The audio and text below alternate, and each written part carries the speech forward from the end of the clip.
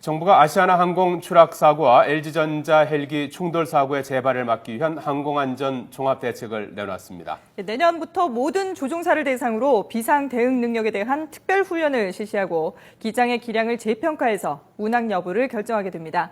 이승윤 기자가 보도합니다. 국토교통부가 마련한 항공안전 종합대책의 핵심은 모든 조종사들에 대한 특별 훈련과 기량 재평가입니다.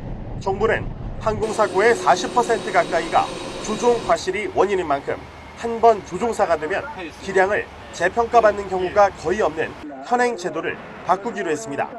이에 따라 내년 12월부터 모든 조종사를 대상으로 유관 접근, 측풍 착륙, 속도 상실 방지 등 비상 대응 능력에 대한 특별 훈련이 실시됩니다. 특히 기장에 대해서는 기량을 재평가해 실력이 떨어지면 운항을 할 수 없게 하도록 했습니다. 승격이나 기종 전환을 위해 관숙 비행을 하는 경우 보조 승무원 탑승과 전담 교관제를 의무화해 과실 발생 때 교관과 연계해 문책하기로 했습니다.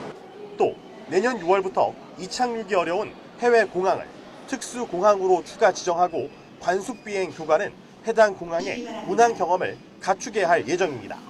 항공사고 때 과징금 부과에 그쳐 느슨하다는 지적을 받았던 항공사에 대한 처벌도 운항 정지 위주로 강화됩니다. 반면 지적사항이 감소한 안전우수 항공사는 노선 배분 인센티브를 받게 됩니다. 또 민항사의 안전관리 전담 조직을 확대 개편하고 항공 선진국의 안전 전문가 초빙을 권고하기로 했습니다. 정부는 저비용 항공사의 안전 기준을 강화하고 유럽과 미국에서 블랙리스트에 오른 외국 항공사의 국내 운항도 제한한다는 계획입니다. 지상 장애물과 기상 상황, 공역 통제 상황을 실시간으로 제공하는 항공 내비게이션을 구축하는 등 LG전자 헬기 충돌 사고의 재발을 막기 위한 대책도 마련됐습니다. 기상 악화 때 헬기 조종사 기량 향상을 위한 교육 훈련이 강화되고 헬기장 주변 장애물이 포함된 항공 지도도 제작되며 항공 장애 표시 등 성능 기준도 강화됩니다.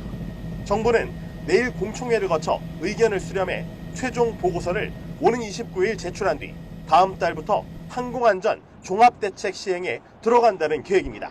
YTN 이승윤입니다.